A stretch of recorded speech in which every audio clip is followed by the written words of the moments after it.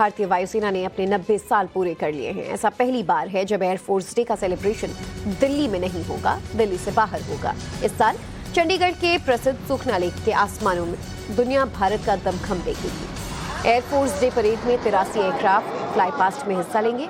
हल्के लड़ाकू विमान तेजस, सुखोई, MiG-29, जैगुआर, राफेल और हॉक फ्लाई पास्ट में देखे जा सकेंगे।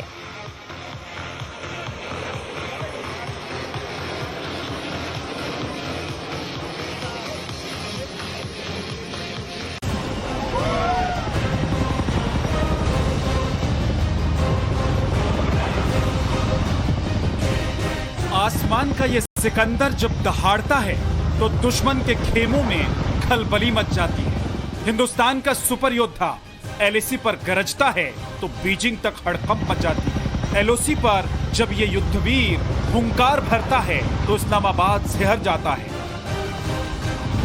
ये तो वॉर जोन का सबसे बड़ा लड़ाका है जिसका नाम सुनकर ही दुश्मनों के दिल दहल जाते हैं।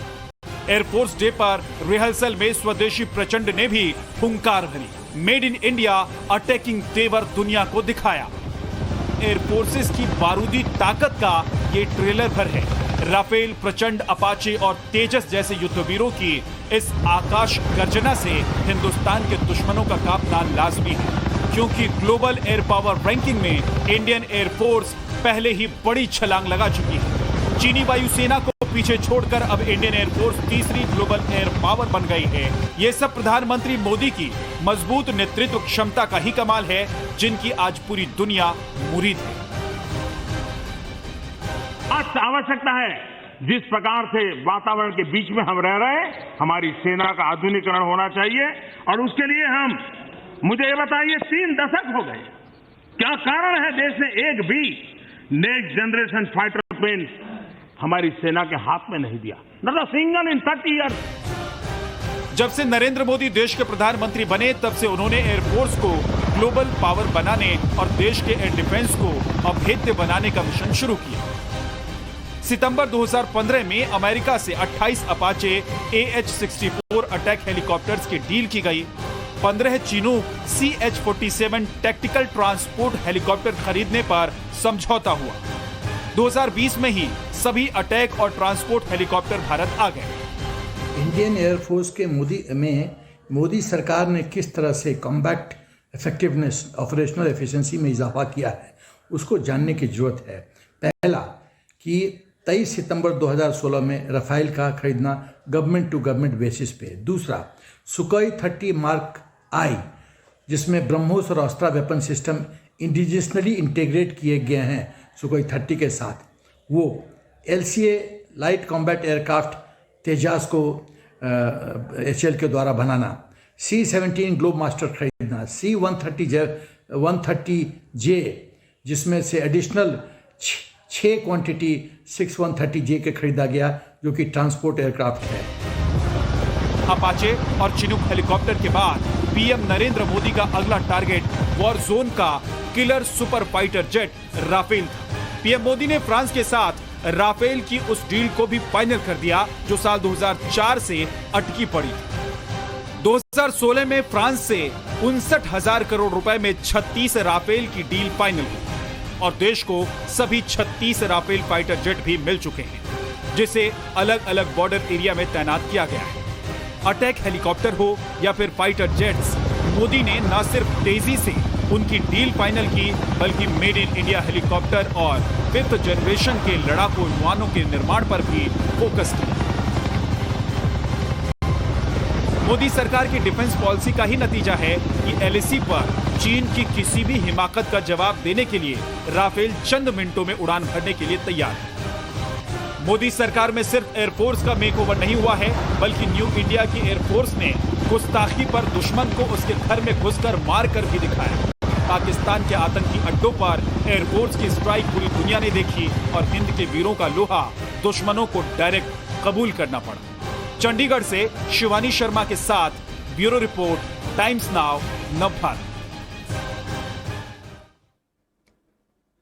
एयरफोर्स के युद्धवीरों की गर्जना न सिर्फ दुश्मनों में खौफ भरने के लिए काफी है, बल्कि दुनिया को यह बताने के लिए भी होगी काफी कि हिंदुस्तान अब रक्षा के क्षेत्र में कितना आत्मनिर्भर हो चुका है।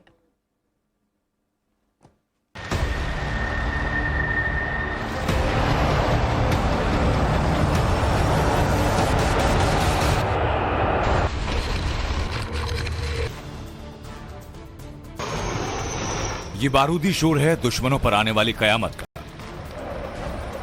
ये प्रचंड गर्जना हिंदुस्तान के उन दुश्मनों के लिए चेतावनी है कि अगर जरा भी गुस्ताखी की तो नामो निशान मिट जाएगा।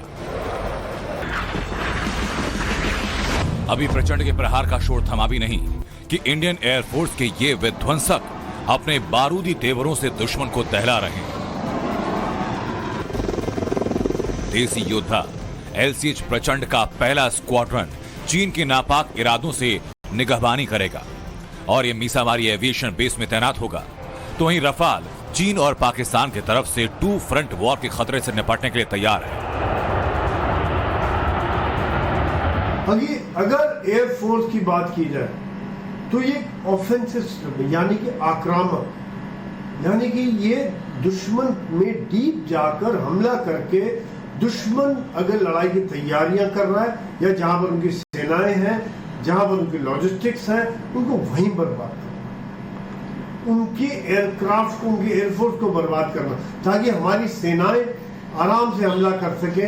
ऐसा नहीं कि इंडियन एयरफोर्स सिर्फ विदेशी लड़ाकू विमानों या अटैक हेलीकॉप्टर के दम पर अपने दुश्मनों को उनके घर में घुसकर मारने का मादा रखती है, बल्कि भारतीय वायुसेना के बेड़े में स्वदेशी अटैक हेलीकॉप्टर से लेकर लड़ाकू विमान तक शामिल है और दुनिया इनकी मुरीद हो रही है।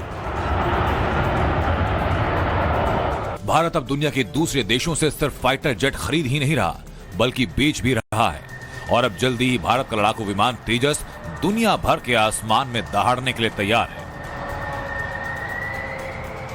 स्वदेशी मॉडर्न फाइटर जेट तेजस को अमेरिका जैसा सुपर पावर खरीदना चाहता है। अमेरिका के अलावा अर्जेंटीना, ऑस्ट्रेलिया, मिस्र, इंडोनेशिया और फिलीपींस ने भी तेजस को खरीदने में दिलचस्पी दिखाई है। रेंज से लेकर स्पीड हो या फिर मारक क्षमता, हिंदुस्तान के तेजस ने चीन के JF-17 जेट, दक्षिण कोरिया के FA-50 और रूस के MiG-35 के साथ साथ Yak-130 को पीछे छोड़ दिया। आखिर स्वदेशी तेजस फाइटर जेट के लिए दुनिया के कई देश आगे आ रहे हैं, तो इसकी कई वजहें हैं। अगर तेजस की तुलना सुखोई से की जाए तो ये उससे ज्यादा हल्के हैं। स्पीड की बात करें तो रफाल से 300 किलोमीटर प्रति घंटे ज्यादा रफ्तार तेजस की है। विमान का वजन कम होने की वजह से ये समुद्री पोतों पर भी आसानी से लैंड और टेक ऑफ कर सकता है। देश का गौरव तेजस लड़ाकू विमान वह जमीन पर ही खड़ा होता, वहां पार्किंग किया कर पड़ा होता, वो हवा में नहीं जाता। 2016 में जुलाई में हमने 45 स्क्वाड्रन में शामिल किया और 83 तेजस विमान खरीदने को हमने स्वीकृति दे दी।